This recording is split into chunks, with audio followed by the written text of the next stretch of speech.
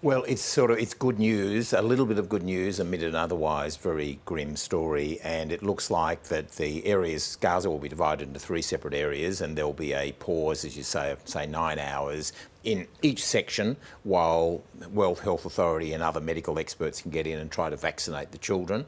And then that area will go back to war, if you like, and then the next area will have a pause, the centre of Gaza, and then the south, the north and the centre. So at least polio is starting to break out there amongst many other conditions. So well, those other conditions, I mean, we've seen starvation, we've seen infection, little water, no protection from the elements, and now this. What does this say about the humanitarian crisis there? Look, it's very grim there, and more there are testimonies coming out now, including in the Israeli media, of, the dreadful situation there. Plus 972 magazine, which is a very credible Israeli publication, has been writing about testimonies of 6 Israeli soldiers and what they've seen.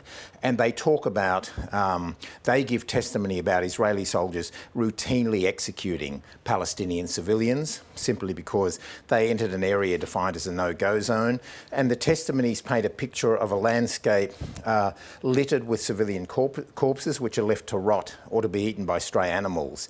They say the army only hides those bodies if there are international aid convoys coming so that they don't take pictures of it.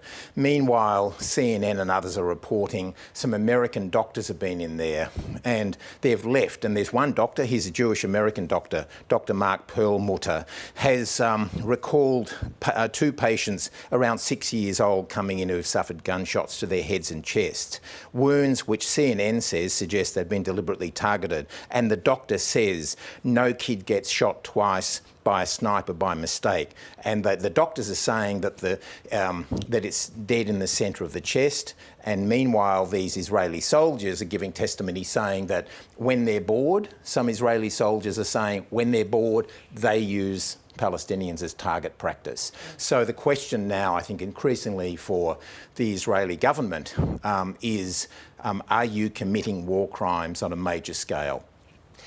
Those testimonies have been given there from reputable sources that you say. Has there been any response by the IDF or Look, the IDF, and I lived there for 6 years, had a lot to do with the IDF. They'll always give a standard response. We'll look into this, we'll investigate. Right. But we can talk about the West Bank in a minute. Yeah. But essentially, no one's being held accountable. It's pretty clear now, because there are so many different testimonies coming, that horrible things are being committed. And as these soldiers have said, these 6 Israeli soldiers, they're being done with the full support of the military commanders. OK, let's move to the West Bank. There's obviously this 3rd day of continued assault there. Israeli forces say that they're cracking down on Palestinian fighters, but some of the motives are being questioned by civilians. What's your assessment?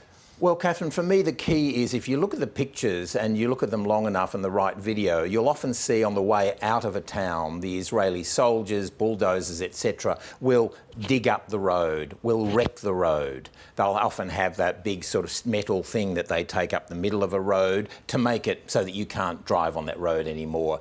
They are shooting water tanks. They're putting holes in water tanks. Now, if it is a major security issue, as they're saying, why do you need to essentially deplete the water tanks so there's no water for these Palestinians in the West Bank? Why do you need to dig up their roads and wreck their infrastructure?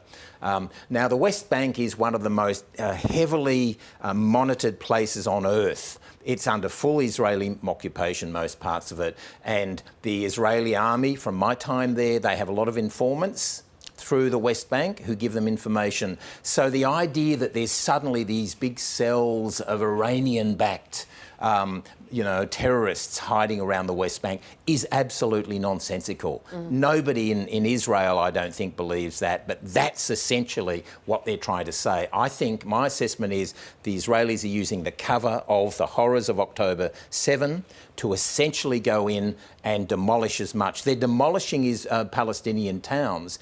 I think many in the Israeli government, in the far right-wing government, essentially want the Palestinians gone. So with relation to this, what does it mean for the spillover effect?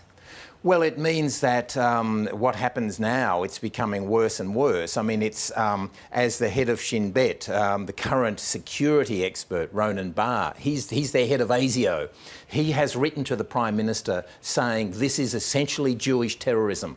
What you're doing in the West Bank is terrorism on the Palestinians. So inside Israel, there's the debate. A lot of Israelis are appalled by what's going on, what they're doing in the West Bank, because it was always about Hamas in Gaza. Why then are they turning all of the power of the Israeli army to the West Bank? However, Benjamin Netanyahu and the two ministers we've talked about before, Ben-Gvir and Bezalel Smotrich, they are saying no. And there's a view in Israel on the far right. This is an historic opportunity for us essentially to cleanse the West Bank of Palestinians. Because if you've got nowhere to go, you've got no water, your kids are being taken at night, you're going to think about going to Jordan or somewhere else. And there is a strong constituency in the top of the Israeli government who wants that agenda.